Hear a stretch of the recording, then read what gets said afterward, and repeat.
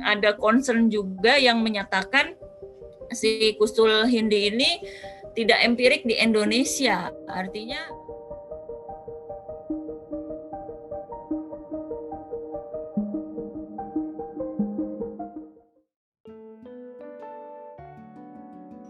iya, iya. Jadi sebenarnya dari awal Ustadz Adi Hidayat membicarakan ini ya atau merekomendasikan Kustul Hindi ini, Kus Al Hindi ini, saya sudah pernah dihubungi oleh beberapa dokter yang kerabatnya beliau gitu ya, yang intinya berkonsultasi dengan saya bagaimana tentang ini gitu ya, tentang Kustul Hindi ini.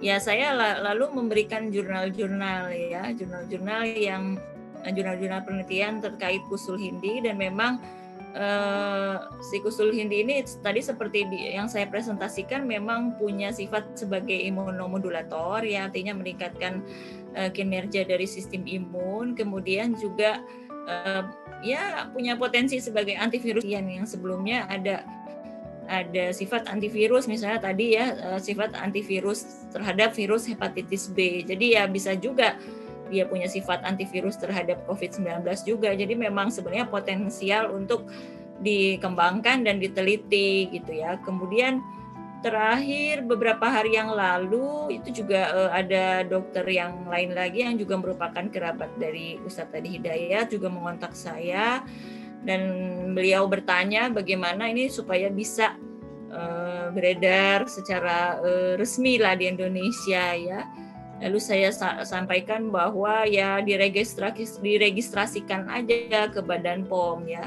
Diregistrasikan ke Badan POM itu yang penting ada data-data ilmiahnya gitu ya, data-data seperti data-data keamanan, terutama data keamanan ya, data keamanan bahwa si Kustul Hindi ini memang aman untuk dikonsumsi, dan umumnya data kalau dia diregistrasikan sebagai jamu, dia sebenarnya cukup data pengalaman empirik aja. Misalnya memang sudah lama digunakan dari zaman Rasulullah gitu misalnya ya, atau dari zaman sahabat misalnya, itu ada bukti seperti itu udah namanya bukti empirik, dan sebenarnya bisa diregistrasikan sebagai jamu ya.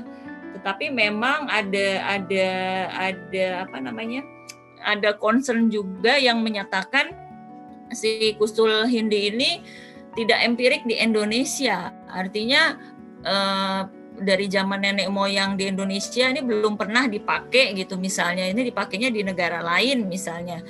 Nah ini biasanya dikasih syarat melengkapi dengan data keamanan.